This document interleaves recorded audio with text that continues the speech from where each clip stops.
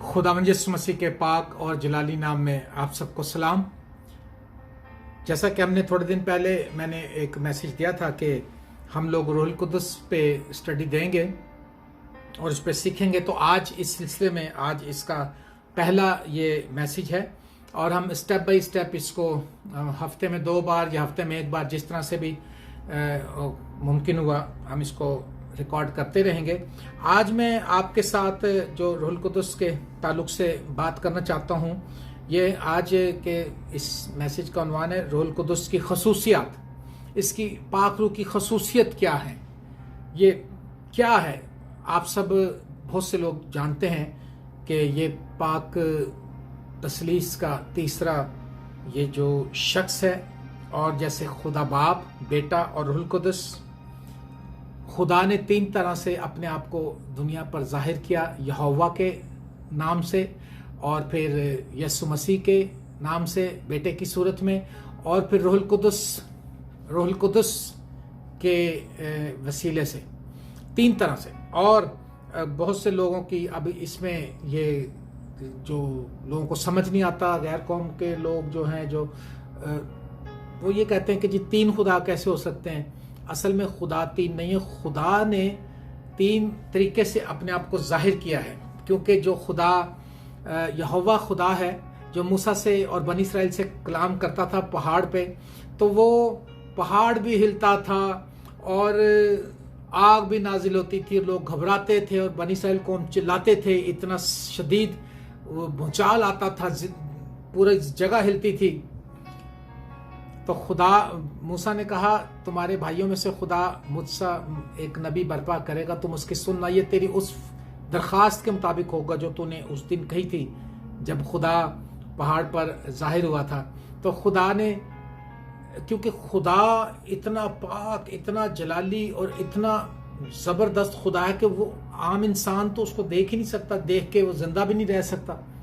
लेकिन फिर खुदा ने दूसरा जो हमारे लिए मेहरबानी की, वो ये कि खुदा ने रहम किया कि उसने अपने बेटे को भेजा एक आम इंसान की सूरत में, और बेटा हमारे साथ रहा और हमने उसका जलाल देखा, हमने उसके काम देखे, और फिर वो अपनी कुर्बानी, अपनी बदन की कुर्बानी देकर, अपना खून बहाकर, हमारे गुनाहों की वजह से हमारे गुनाहों का कफारा देकर वापस आसमान पर चला गया। और जाते वक्त उसने कहा कि मैं तुम्हें एक मददगार बख्शूंगा।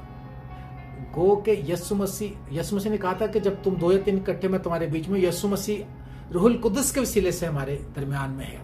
अब यीशु मसीह जो है, उसकी मौत के बाद, जिंदा होने के बाद, वो जो उसकी बनाए आलम से पेशतर बाप के साथ उसकी रफाकत थी, वो बहाल हुई रूहुल कुद्दुस के वसीले से।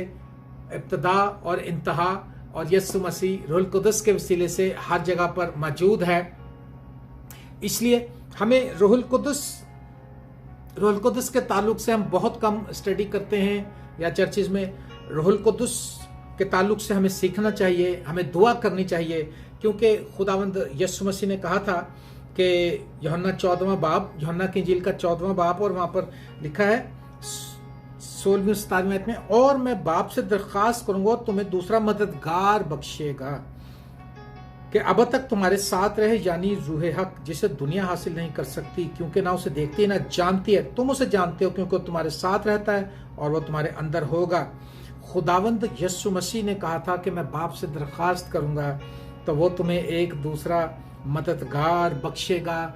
पाक रूह की खसूसियत, जो बहुत सी खसूसियात में से एक खसूसियत यह है कि वो हमारा मददगार है।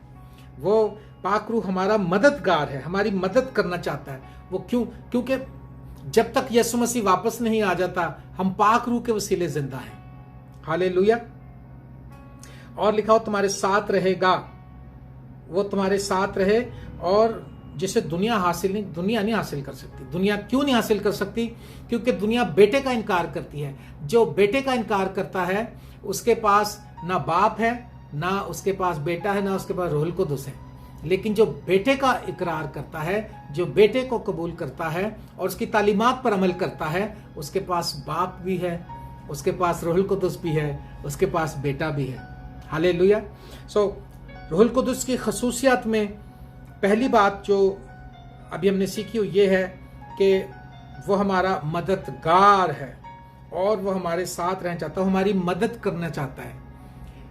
बहुत से लोग इसलिए नाकाम रहते हैं, वो रूहुल कुदस की मदद कर रहे होते हैं, रूहुल कुदस को समझा रहे होते हैं, पाकरू ऐसा कर, पाकरू ऐसा कर। पाकरू इसलिए नहीं आएगा, बल्कि हम दुआ करते हैं पाकरू आए हमारी जिंदगी में, हमें कंट्रोल करे और उसके मुताबिक, उसकी मर्जी के मुताबिक हम आगे बढ़े, जैसा हमें पाकरू गाइड करे, क्योंकि वो हमें बताएगा। लिखा देखें यूहन्ना की इंजील का 14वां बाब और उसकी 25वीं 26वीं आयत में लिखा है, मैंने ये बातें तुम्हारे साथ रहकर तुमसे कही, लेकिन मददगार यानी रूहुल कुद्स जिसे बाप मेरे नाम से भेजेगा वो ही तुम्हें सब बातें सिखाएगा और जो कुछ मैंने तुमसे कहा वो सब तुम्हें याद दिलाएगा।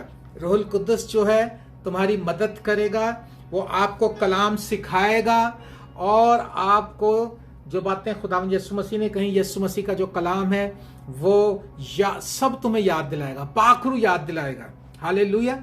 हमें पाखरू इसलिए चाहिए क्योंकि पाखरू हमारा मददगार है और उसकी मदद के बगैर इस दुनिया में कामयाबी से चलना बहुत मुश्किल है, बल्कि नामुमकिन है।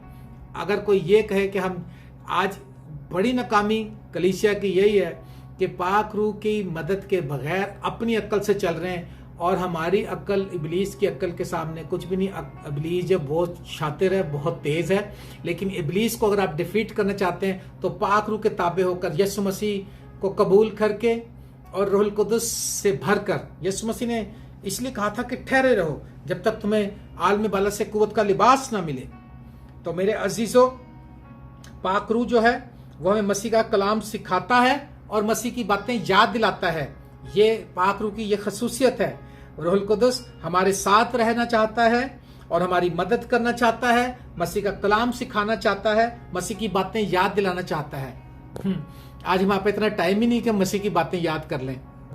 और रूहुल कुदस दुनिया को रास्तबाजी और अदालत के बारे में कसूरवार ठहराएगा, ये भी उसकी खासियत है।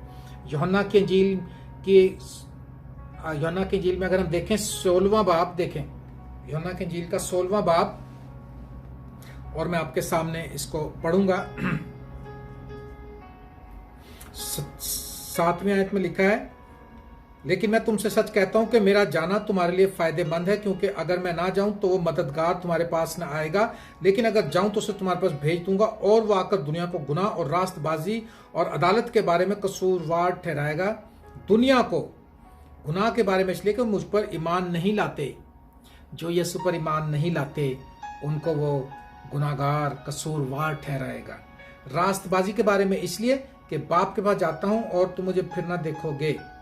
रास्तबाजी के बारे में इसलिए कि बाप के पास जाता हूं और तुम मुझे फिर ना देखोगे। सच्चाई की राह तुमको दिखाएगा। और ये पूरा चैप्टर जो है अगर हम इसको पढ़ें तो लिखा है, इसे 13वीं आयत में लिखा है, मुझे तुमसे और भी बहुत सी बातें कहना है, मगर अब तुम उनकी बर्दाश्त नहीं कर सकते। लेकिन जब वो यानी रूह हक आएगा तो तुमको तमाम सच्चाई की राह दिखाएगा। इसलिए कि वो अपनी तरफ से कुछ ना कहेगा, लेकिन जो कुछ सुनेगा वही कहेगा और तुम्हें आइंदा की खबरें देगा। हालेलुया।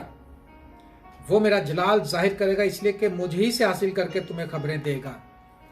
वो तुम्हें खबरें कहां से लेके देगा? खुदावंद यीशु मसीह। खुदावंद यीशु मसीह जो है रूहुल कुदस की सूरत में, यीशु मसीह हमारे साथ है। पाक रूह के बारे में उसने कहा वो तुम्हें खबरें जो देगा मुझी से लेके देगा। हालेलुया। सच्चाई की राह बताएगा और जो लोग खुदावंद यीशु मसीह पर ईमान नहीं लाते उनको मुजरिम ठहराएगा। और अदालत के बारे में, लेकिन जो खुदा पर ईमान लाते हैं, जो यीशु मसीह को अपना नजात दहिंदा मान चुके हैं, उनको कलाम सिखाएगा, कलाम की बातें याद दिलाएगा और खुदावंद यीशु मसीह से लेकर ही वो हमें आगे खबरें देगा और हमें आइंदा की खबरें देगा। लिखा है, और वो तुम्हें आइंदा की खबरें देगा और मेरा जलाल जाहिर करेगा। आइंदा की खबरें देगा, ये एक बड़ी बात है। आज दुनिया फ्यूचर जानना चाहती, कल क्या होगा। अब उस मुल्क में बहुत से जादूगर बैठे हुए हैं, वो हालात बताते हैं, कुछ हाथ देख के बताते हैं। हाथ औरतें मैंने देखी, बहनें हमारी बहुत जल्दी बातों में कहती वीरिया वेखी भरावा की है, ओहो हो कहता ਤੁਹਾਡਾ ਤੇ ਹੱਥ ਹੀ ਬੜਾ ਵਧੀਆ, ਤੁਹਾਡੇ ਤੇ ਸਾਰੇ ਕੰਮ ਬਸ ਸਿੱਧੇ ਹੋ ਜਾਣੇ ਨੇ ਹੈ जी, बस ਤੁਸੀਂ इंज करो, बाबे ਨੂੰ खुश करो तो ਤੁਹਾਡਾ सब कुछ ठीक। लेकिन अगर आपके पास रूहुल कुदस की ब्लेसिंग है, अगर आप रूहुल कुदस से बपतिस्मा याफ्ता हैं, अगर रूहुल कुदस आपकी जिंदगी में वो आपको आइंदा की खबरें बताएगा। मुझे ये एक्सपीरियंस है इस बात का कि एक बार आपको पता पाकिस्तान में बहुत बड़ा जलजला आया था बाघ के इलाके में, और उस वक्त पता नहीं कितने हजार लोग मर गए थे वहां पर, और खुदावंद ने मुझे वो ख्वाब में पहले बता दिया था। मैंने अपनी मिसेज से कहा कि देखो कहीं पर एक मैं इलाका देख रहा हूँ, पहाड़ है वहां पर, और वहां पर बहुत बड़ा जलजला देखा मैंने। और तीसरे दिन, और हमने उसके लिए मैंने पहले ही दुआ करनी शुरू कर दी थी, खुदावंद रहम कर। इसका ये मतलब नहीं कि हम बड़े कोई सुपर नेचुरल लोग हैं, बस खुदा के अगर हमारी ज़िंदगी में पाक रूह है, हम उससे आगे नहीं बढ़ते, हम उसकी ताबेदारी में चलते हैं, हम खुदा की प्रस्तिश करते हैं, यीशु मसीह के कलाम पर अमल करते हैं, दुआ करते हैं, उसमें मगन रहते हैं, तो हमें ज़रूर आइंदा की खबरें भी बताता है। रूहुल कुदस हमें सिखाएगा और हमें मसीह की बातें याद दिलाएगा, मसीह का कलाम याद दिलाएगा, और जो लोग यीशु मसीह पर ईमान नहीं रखते, पाक रूह उनको कसूरवार ठहराएगा और आइंदा की खबरें देगा। आमीन। और रूहुल कुदस जो है वो रंजीदा भी हो जाता है। हम पाक रूह की खसूसियत के बारे में देख रहे हैं, तो पाक रूह की खसूसियात में एक खसूसियत ये भी है कि खुदा का पाक रूह रंजीदा भी हो जाता है। इफिसियों 4 बाब उसकी 30वीं आयत से 31वीं 32वीं आयत देखें तो लिखा, और खुदा के पाक रूह को रंजीदा ना करो जिससे तुम पर मखलसी के दिन के लिए मोहर हुई है। हर तरह की तल्ख मिजाजी और कहर और गुस्सा और शोर गुल और बदगोई और हर किस्म की बदखाई समेत तुमसे दूर की जाए, और एक दूसरे पर मेहरबान और नरम दिल हो, और जिस तरह खुदा ने मसीह में तुम्हारे कसूर माफ किए तुम भी एक दूसरे के कसूर माफ करो। पाक रूह को रंजीदा ना करो। पाक रूह रंजीदा भी हो जाता है। कैसे रंजीदा होता है, ये हमने पूरी लिस्ट पढ़ी है। तल्ख मिजाजी, कहर, गुस्सा, शोर गुल, बदख्वाही, एक दूसरे से झगड़ा, पत्थर दिल लोग, माफ ना करने वाले, तो पाक रूह रंजीदा हो जाता है। और अगर हम रूहुल कुदस को रंजीदा करें तो फिर क्या होता है? लिखा है इब्रानियों 10वां बाब, अगर हम देखें तो लिखा है अगर हम बार बार ऐसा करते रहें तो लिखा है इब्रानियों 10वां बाब 26वीं आयत से 29वीं आयत तक हम पढ़ेंगे। क्योंकि हक की पहचान हासिल करने के बाद अगर हम जानबूझकर गुनाह करें तो गुनाह की कोई और कुर्बानी बाकी नहीं रही। अगर हमें पता चल गया कि ये गलत बात है, ये सही बात है, कलाम को हमने समझ लिया, खुदा का बर्रा कुर्बान हुआ, हम उस पर ईमान रखते हैं और निजात का पूरा इल्म हमारे पास आ गया, और उसके बाद फिर गुनाह करें तो फिर कोई और कुर्बानी नहीं। खुदा का बेटा कुर्बान हुआ, अब कौन कुर्बान होगा? क्या बार बार ऐसे होगा? नहीं, ऐसा नहीं होगा। इसलिए हाँ, अदालत का एक हौलनाक इंतजार और गजबनाक आतिश बाकी है जो मुखालफों को खाएगी। जब मूसा की शरीयत का ना मानने वाला 2 या 3 शख्सों की गवाही से बगैर रहम किए मारा जाता है तो ख्याल करो कि वो शख्स किस कदर सजा के लायक ठहरेगा जिसने खुदा के बेटे को पामाल किया और अहद के खून को जिससे वो पाक हुआ था नापाक जाना और फजल के रूह को बेइज्जत किया। पाक रूह को रंजीदा मत करें। पाक रूह के लिए हमें सेंसिटिव होने की जरूरत है। तजर्बे से मालूम करो कि रूह की क्या मर्जी है हमें। और पाक रूह रंजीदा भी हो जाता है। अब हमने क्या सीखा? पाक रूह हमारे साथ रहता है, पाक रूह हमें सिखाता है, मसीह का कलाम याद दिलाता है और हमें आइंदा की खबरें देता है, और जो बेटे पर ईमान नहीं लाता उसको कसूरवार भी ठहराता है और रंजीदा भी हो जाता है। जैसे हम रंजीदा हो जाते हैं, पाक रूह भी रंजीदा हो जाता है। और अगर हम उसको बार बार रंजीदा ही करते रहेंगे तो फिर किस चीज से हम पाक किए जाएंगे? और कोई चीज रह नहीं जाती। और रूहुल कुदस जो है वो कुव्वत इरादी भी रखता है। इस हवाले को हम जरा फिर देखेंगे। 1 कुरिन्थियों उसका 12वां बाब देखें, पौलुस रसूल का खत करंथियों की कलीसिया के नाम और उसका 12वां बाब और उसकी 4थी आयत से 11वें आयत तक लिखा है।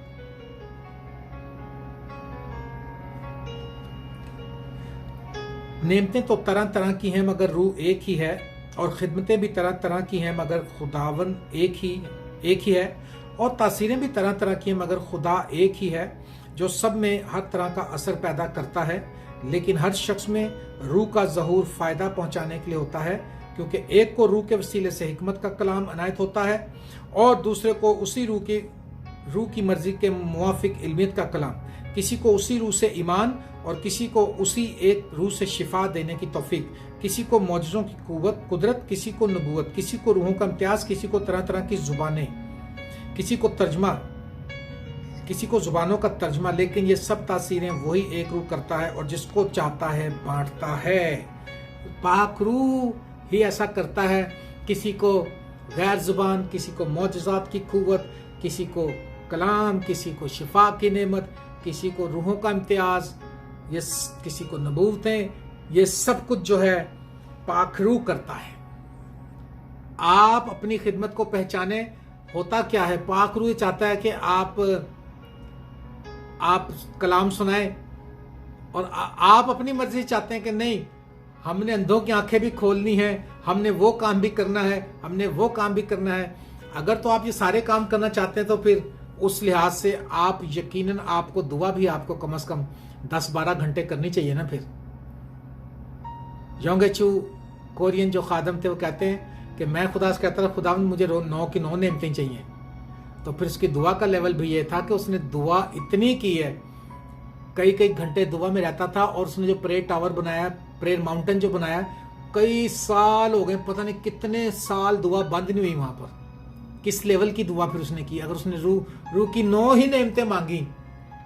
लेकिन अगर आप उसकी ताबेदारी में चलें, आप दुआ करें, कलाम आप उसकी मर्जी के मुताबिक चलने की कोशिश करें, देखें कि किसी को वो मौजज़ों की नेमत दे देता है, किसी को नबूवत, किसी को रूहों का इम्तियाज, कोई ज़ुबानें बोलता है, और किसी को ईमान हाई लेवल का रूह अता करता है।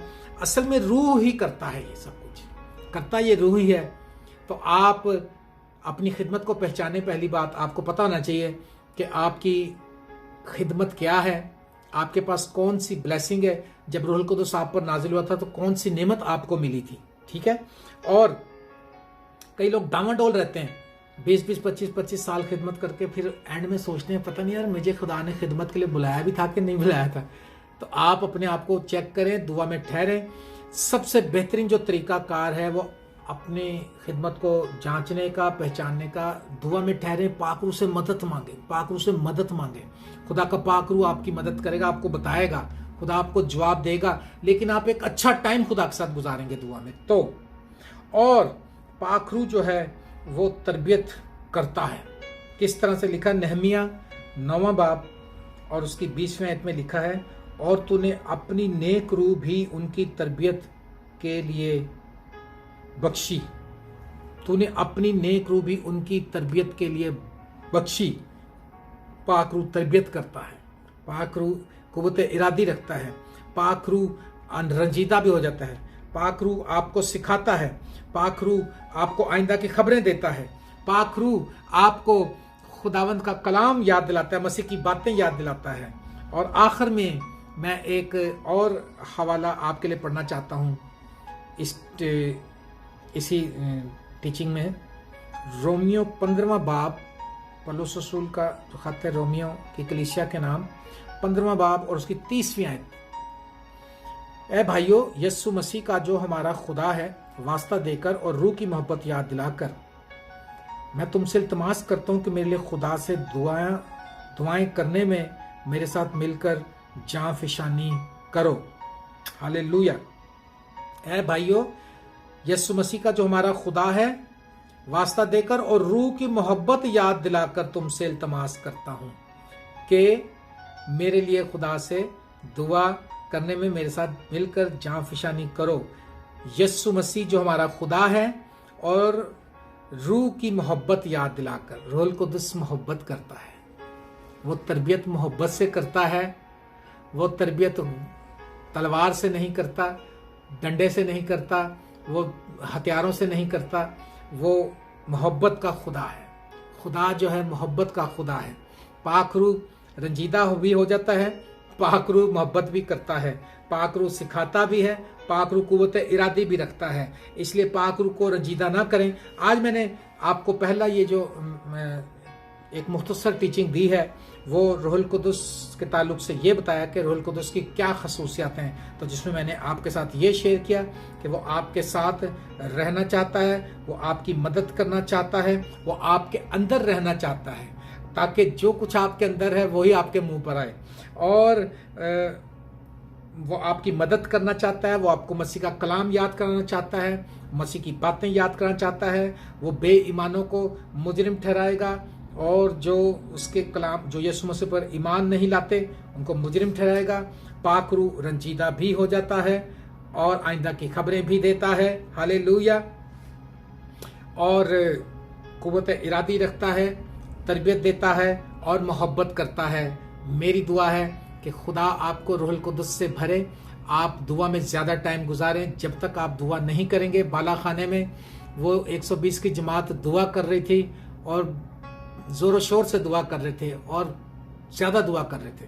और याद रखें, जब आप दुआ में ठहरें, आप दुनियावी कामों से कट हों। कट से मुराद है कि आप ऐसा ना करें कि आप ये दुआ कर रहे हैं कि अच्छा जी अभी मैं दुआ ख़त्म कर लूँ फिर मैं ड्रामा देखूंगी, ये दुआ ख़त्म कर लूँ आधा घंटा फिर मैं ये काम दुनियावी छोड़ें। आप पूरे तौर से मेडिटेट खुदा पे करें। सोते जागते उठते बैठते वक्त, एंड टाइम बिल्कुल करीब है, यीशु की आमद करीब है। तो आप क्या करें, आप खुदावंद में मजबूत हों और अपने उन कामों को छोड़ दें जिनका ताल्लुक आपकी रूहानी तरक्की से नहीं है, जिनका ताल्लुक आपकी रूह में मजबूती से है, जो आपको मजबूत कर सकता है। कलाम खुदा का, खुदा के खादमों की गवाहियाँ, दुआ में मेडिटेशन, बाइबल की रीडिंग, और उसमें खूब टाइम गुजारें और आप देखेंगे कि खुदा आपकी ज़िंदगी में जलाली काम करेगा। और मेरी दुआ है कि आप रूहुल कुदस से भरते जाएं, पाक रूह की कुदरत आपकी ज़िंदगी में जलाली काम करे और रूहुल कुदस आपको आपके अंदर जो बाउंडेज हैं वो सारे बैरियर्स दूर करके आपको अपग्रेड करे और आपके लेवल को ऊपर ले जाए, रूहानी लेवल को भी, दुनियावी, जिस्मानी, इमोशनली, हर तरह से। मेरी दुआ है कि खुदा आपको बरकत दे और रूहुल कुदस आपकी जिंदगी में सुकूनत करे। God bless all of you. God bless you. Thank you very much. Thank you. God bless you.